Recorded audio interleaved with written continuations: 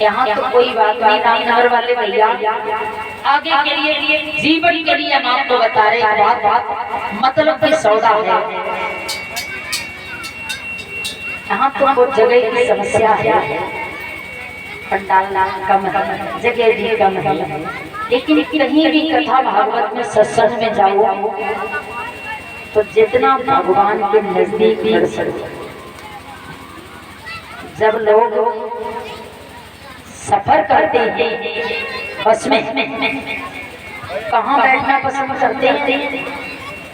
आगे ड्राइवर के पास, आगे क्यों?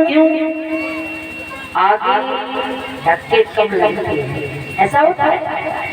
और जितनी दूरी बना कर बैठोगे उतने धक्के ज्यादा लगेंगे, और जितने ड्राइवर के नजदीक बैठोगे उतने धक्के कम लगेंगे।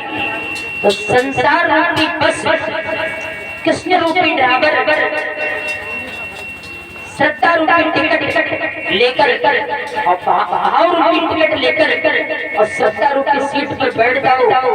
कोई ड्राइवर ये चाहता है कि हमारी सवारियों में कोई चोट आ जाए या हमारी गाड़ी का एक्सीडेंट हो जाए। और जिसने अपनी गाड़ी का ड्राइवर बिहारी जी को बना दिया या फिर तेरे हवाले मेरी गाड़ी खरीदा में तेरा काम रख लेना लाज, हमारी खरीदा में तेरा काम डाले। फिर भैया उसकी गाड़ी का एक्सीडेंट होने वाला कहाँ?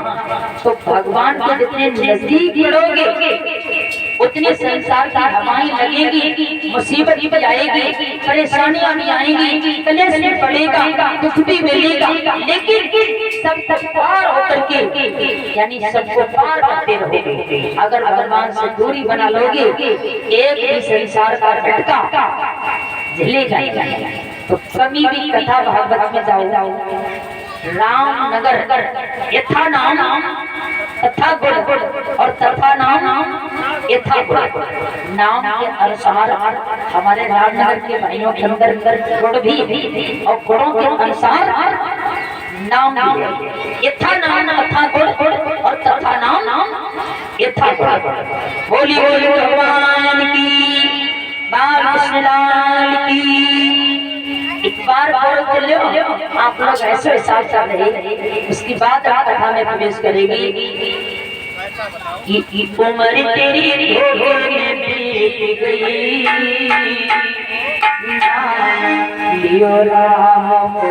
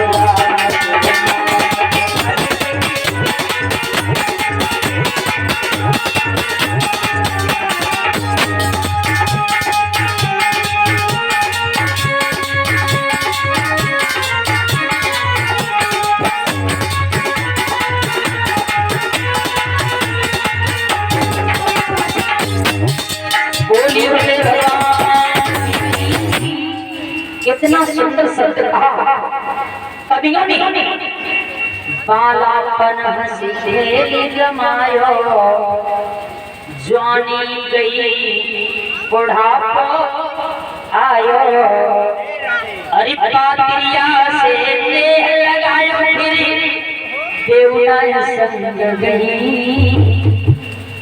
कोई साथ जाने वाला, कोई किराए तक जाएगा, चौराहे तक, कोई शमशान तक, कोई साथ जाने वाला साथ देगा तो सिर्फ सिर्फ सच्चा साथी, उसका नाम कर्म है।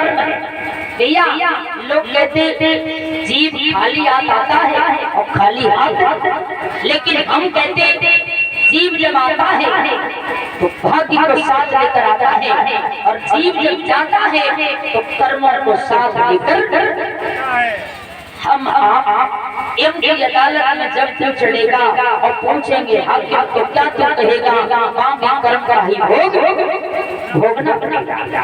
जैसा हम आप कर्म करके जाएंगे वैसा हमें आपको भोगना पड़ेगा।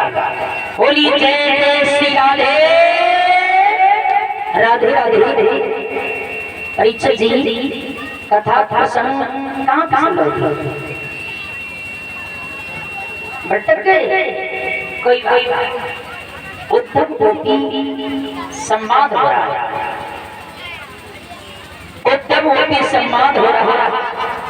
आज गोपियां निर्बल ज्ञानी उद्धव के पास पहुंची, उद्धव ने प्रेम की पाती को लिया कि उद्धव ने पाती दी राधा गहाई, पड़े पाती घनश्याम की छाती लगाओ।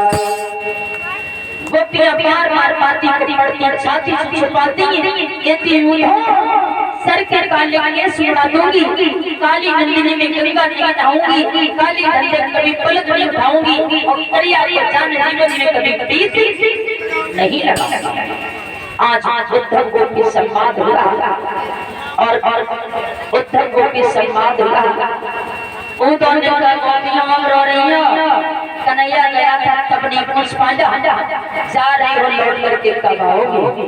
गोपियां बोली मैंने पूछा तो था, कह दिया आज की बात कल है और कल की बात परसों।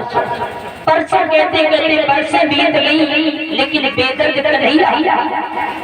मथुरा से वृंदावन के लिए लौट करके नहीं आया, तारे गिन करके रात व्यतीत करनी पड़ती है।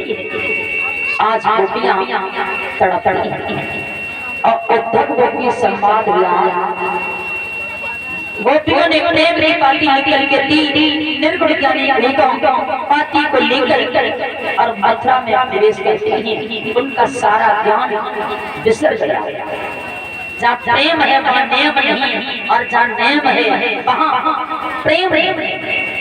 अब भगवान कृष्ण मथुरा में आनंद कर रहे हैं, लेकिन कंस की जो पत्नी है हस्ती और प्राप्ति, दोनों पिता जरासंध के महल पर मगध देश में पहुंचे। पिताजी ने कहा बेटियां रो करके बोलने पिताजी कन्हैया बलराम ने आकर धोबी को मार दिया, कुबलिया हाथी को मारकर, धनुष को तोड़कर और मेरे पति को मारकर और मुझे विधवा बना दिया।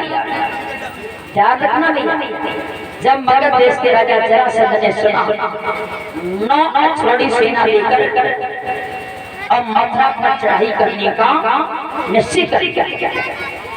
ललकार मारी कन्हैया खड़ा हो जा, ये तूने मेरे दामाद वंश का वध किया है, तो आज हम तुझसे युद्ध करने के लिए आ चुके हैं, युद्ध करने को आ चुके हैं। कन्हैया बोला दाऊ भैया देखो जरासंध